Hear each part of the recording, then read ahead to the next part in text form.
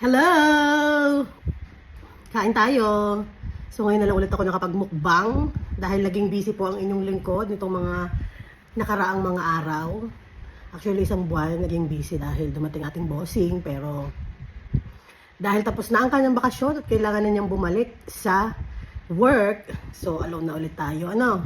Di ba alone? Wala lang ang daddy. So ito po ang aking pagkain ngayon. Nag-adobo ko ng kangkong. Sarap ng adobong kangkong. At gulay na tinorta. Sarap, di ba? Meron din akong isda. Isda na bangus na pinaksiw ko na may mga okra. Yan. So, kain tayo. Ang rice ko pa rin. Siyempre, medyo diet ng konti. Kailangan talaga nating magpapayat. Samahan niyo ako sa aking pagbabawas ng timbang. Sana magawa ko siya para maging very good tayo kay Doc. Actually, guys, nakapatingin ko lang sa doktor. Kailangan, di ba, kasi pag nagkakaedad na tayo, so dapat nagpapa-check up, nagpapatingin tayo, nagpapa-test, kung ano ang mga mayroong mga hindi pwedeng kainin at pwede natin kainin. So, meron pinagbabawal at medyo mapangit ang result. So, dapat medyo ilag-ilag tayo sa mga pagkain bawal. Gulay-gulay muna para masustansya. Nakabawi-bawi ang katawan sa mga pagkain. Kinain natin ng mga nakaraang mga linggo. Actually, di ko talaga dinayot yung pagkain nung nakaraan. Kaya ang resulta, ito na. Kailangan mag-dieta.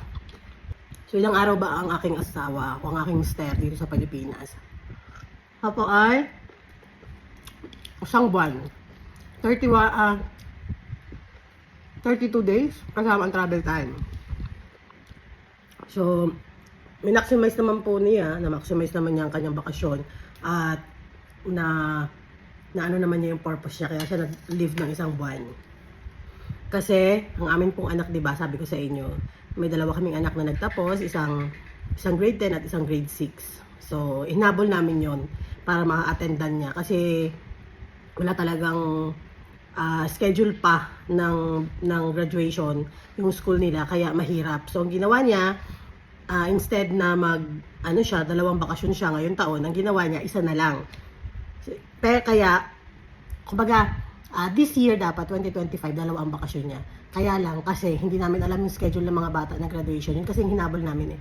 Kaya ang sabi ko sa kanya, isa na lang ngayong taon para ma-maximize natin yung bakasyon mo, mahuli natin yung graduation ng mga bata. So, yun ang ginawa namin. Nakuha naman. Naka-attend naman siya ng graduation ng anak niya. Kasi alam niyo, di ba, milestone yun ng mga nanay, ng mga parent, ng mga tatay, na makita yung anak nila na nag-graduate o kaya naman ay mayroong milestone na nangyayari. So, ayun naman. Kaya, ang susunod niya ulit na bakasyon ay next year na ulit. Siguro mga April, May, or June. Ganun na ulit. That time, ano ko po ang kunat. Lugi niya agad. Lugi sa okra. Next year naman, dalawa na ang kanyang uwi. Next year. Isang May or June at isang December. Meron naman din siyang prospect ng December next year, kaya tinatarget niya na mauwian niya yon. Sana nga ma-bless tayo ng Panginoon na makauwi din siya ulit next year, kasi medyo milestone din ulit yun para kay ate naman. So yun. Ganun lang naman ang buhay ng mga OFW, di ba?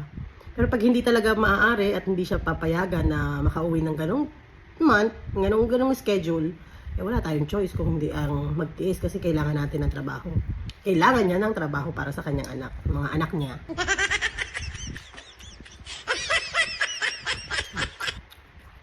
Masarap ang bangus, kaya lang matinik. So, dahil request ng mga bata na Hong Kong na lang daw ang kanilang treat, tinupad naman ng daddy. Nakapag Hong Kong naman yung mga bata, kami yung buong family, kasama ang family ko, kapatid ko, ang panganay, tsaka yung family niya, si mamang ko, tsaka ng inay. Ayun, saya naman, mapagod pero masaya. Tsaka nakakabutas ng bulsa. Dapat pag pupunta ka doon, ready ka. Ang katawan mo, at ang bulsa mo financially. Pero alam mo, di ba? Sabi nga, yung memories hindi kasi yan nababayaran. Yung pera, pwede mo ulit siyang kitain. Yung happiness ng mga anak mo, yun yung hindi mo kayang bayaran. So, saya naman nila, yung saya nila nung pumunta kami doon. Kaya, okay na din yun. Ipon-ipon ulit ng konti para makapag-travel ulit kung saan naman may pwedeng puntahan. Wow. Malay mo, di ba? Tsaka kaya nga ako nag-vlog, alam mo, para pag na-miss natin yung mga pagkakataon na, ay, nakapunta na pala tayo dito sa ganitong lugar. Matingnan ko kaya, ano nga ginawa namin doon? Ano nga mga nangyari sa amin? Panoodin ko na lang ulit. O, di ba? Mababalikan mo. Unlike kung hindi mo siya i-vlog o hindi mo i-docu yung mga nangyari sa iyo nung mga nakaraan, wala kang mababalikan. Wala kang mapapanood. Picture, pwede. Pero kung nakadocu siya katulad dito, ang ginagawa ko, pwede mo siyang mapanood ulit or mabalikan. Masarap talaga kumain po ng nakakamay. Pasensya na po kayo, ha? Sa mga hindi dyan nagkakamay, ay pasensyahan nyo na ako. Intindihin nyo na lang na ganito talaga kaming mga mahihirap na kasanay bata pa lang na magkamay na hindi mahilig magkubyertos. Ba't nga ang bangus? Napakatinik. Pero kasi masarap kasi siya eh. Tinik lang. Problema ko, hindi ko na makita yung mga maliliit na tinik.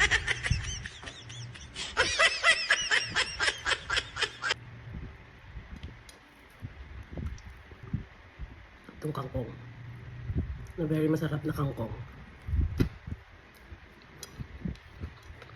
Mga anak ko, maya-maya kakain na din sila pagkatapos ko. Kasi kumain din naman sila ng almusal. Ako hindi. Hindi ako naka-almusal kasi nga, hinabol ko yung schedule ng check-up ko.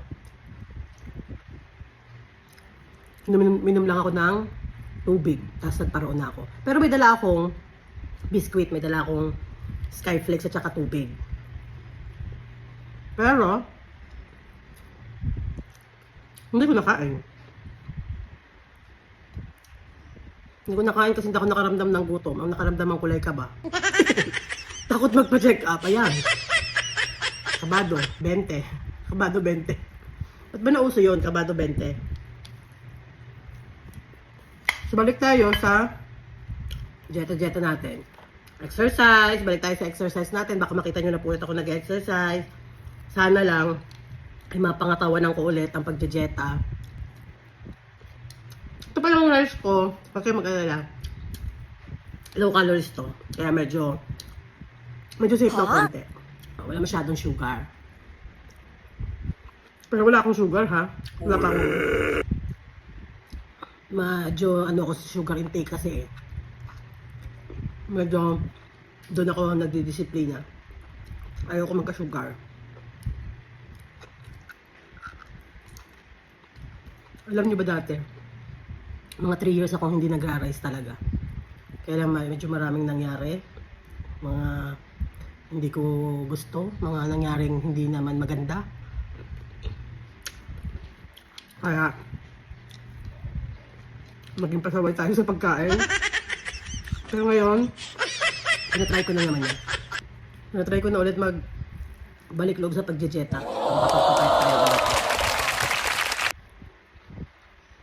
Dieta, pero hindi ako nakain, di ba?